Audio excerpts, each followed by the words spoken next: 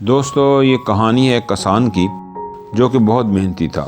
وہ بہت محنت سے کھیتوں میں اناج اگاتا تھا اور اس کی دیکھ بھال کرتا تھا، مگر اکثر اس کی فصل خراب ہو جاتی تھی۔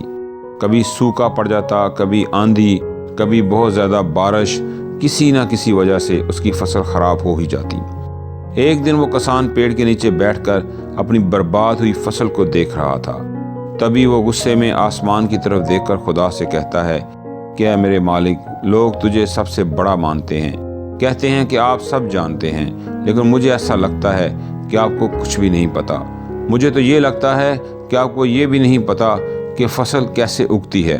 اگر آپ یہ جانتے ہوتے تو یہ جو طوفان، آندھی اور بارشیں ہوتی ہیں، یہ اس وقت نہ ہوتی جب فصل تیار ہوتی ہے۔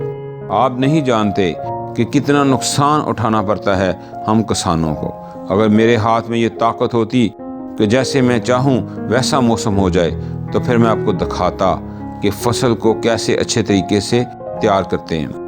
تبھی اوپر سے ایک آواز آئی کہ میں تمہیں یہ طاقت دیتا ہوں، آج سے تو جیسا چاہے گا ویسا موسم کر سکتا ہے اور اپنی فصلوں کی حفاظت کر سکتا ہے۔ ایک دو دن گزرنے کے بعد کسان نے اپنی کھیتوں میں گیہوں کی فصل اگائی۔ اب کسان کے پاس جو طاقت تھی تو اس نے آندھی طوفان کچھ بھی اپنے کھیتوں میں آنے نہیں دیا۔ اس نے اپنی فصلوں کو تباہ ہونے سے بچایا۔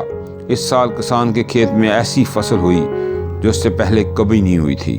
کسان دل ہی دل میں بہت خوش ہو رہا تھا۔ وہ یہ سوچ رہا تھا کہ میں اب اوپر والے کو بتاؤں گا کہ یہ ہے طاقت کا صحیح استعمال۔ کچھ اور دن گزرنے کے بعد فصل کٹنے کے لیے تیار ہو گئی۔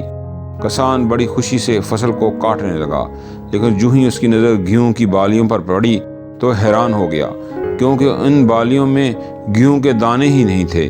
گیہوں کی ایک بھی بالی کے اندر ایک بھی دانہ نہیں تھا، ساری بالیاں اندر سے خالی تھیں۔ وہ کسان بڑا پریشان ہو گیا اور پھر سے اوپر والے کو پکارنے لگا۔ وہ زور زور سے چلاتے ہوئے یہ کہہ رہا تھا کہ شاید تو نے مجھے کوئی سزا دی ہے۔ تبھی اوپر سے ایک آواز آئی کہ میں نے تمہیں کوئی سزا نہیں دی، بلکہ اس کے ذمہ دار تو تم خود ہو۔ تم نے اپنے پودوں کو مقابلہ کرنے کا موقع ہی نہیں دیا، نہ ہی تم نے ان کو آندھیوں سے مقابلہ کرنے کا موقع دیا، اور نہ ہی تیز بارش کو سہنے دیا، اور نہ ہی دھوپ میں تپنے دیا۔ ایک بھی مشکل کا سامنا تم نے ان پودوں کو نہیں کرنے دیا، اس لیے سارے پودے اندر سے کھوکھلے رہ گئے۔ جب آندھی، طوفان، تیز بارش اور دھوپ پڑتی ہے تبھی یہ پودے مقابلہ کرتے ہیں، اور اسی مقابلے میں ان کے اندر طاقت پیدا ہوتی ہے، اور اسی طاقت سے گیہوں کا دانہ پیدا ہوتا ہے۔ تم نے ان کو برے وقت سے گزرنے ہی نہیں دیا۔ گیہوں کی بالیاں اس لیے اندر سے کھوکھلی رہ گئیں کیونکہ تم نے ان کو مقابلہ کرنے ہی نہیں دیا۔ سیم چیز دوستو ہمارے ساتھ بھی ہوتی ہے۔ برا وقت جو ہوتا ہے، جسے لوگ مشکل وقت کہتے ہیں، سٹرگل کہتے ہیں، یہی سے ایک انسان کی گروتھ ہوتی ہے۔